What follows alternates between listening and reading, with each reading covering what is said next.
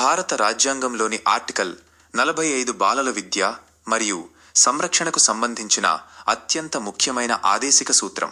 ఈ అధికరణం ప్రకారం పౌరులందరికీ చిన్నతనం నుంచే విద్య అందేలా చూడటం రాజ్యపు బాధ్యత. అసలు రాజ్యాంగం ప్రకారం 14 ఏళ్లలోపు పిల్లలందరికీ ఉచిత మరియు నిర్బంధ విద్యను అందించాలని ఇది నిర్దేశించింది. అయితే కాలక్రమేణా జరిగిన మార్పుల వల్ల దీని స్వభావం మారింది. ఆర్టికల్ 45లో నేరుగా సబార్టికల్స్ లేవు, కానీ 86వ రాజ్యాంగ సవరణ 2002 ద్వారా ఈ ఆర్టికల్ యొక్క ఉద్దేశ్యం మరియు పరిధిని పూర్తిగా మార్చారు. ఆ మార్పులు ఇలా ఉన్నాయి. వయోపరిమితి మార్పు.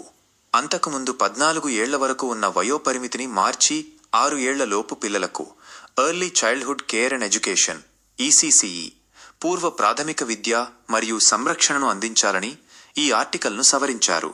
ప్రాథమిక హక్కుగా మార్పు. 6 నుండి 14 ఏళ్లలోపు పిల్లలకు విద్యను ఆర్టికల్ 21(a) కింద ప్రాథమిక హక్కుగా మార్చారు. అంటే 6 ఏళ్ల తరువాత విద్య హక్కుగా మారుతుంది, కానీ 6 ఏళ్లలోపు పిల్లల ఆలనాపాలనా విద్య బాధ్యతను ఆర్టికల్ 45 రాజ్యానికి అప్పగిస్తుంది. అంగన్వాడీ వ్యవస్థ. ఆర్టికల్ 45 స్ఫూర్తితోనే నేడు దేశవ్యాప్తంగా అంగన్వాడీ కేంద్రాల ద్వారా చిన్న పిల్లలకు పోషకాహారం, టీకాలు మరియు ప్రాథమిక విద్యా బోధన అందుతోంది. క్లుప్తంగా చెప్పాలంటే, ఒక బిడ్డ పుట్టినప్పటి నుండి 6 ఏళ్ల వయస్సు వచ్చే వరకు వారి ఎదుగుదలకు కావాల్సిన విద్య మరియు ఆరోగ్య సదుపాయాలను అందించాలని ఆర్టికల్ 45 చెబుతుంది.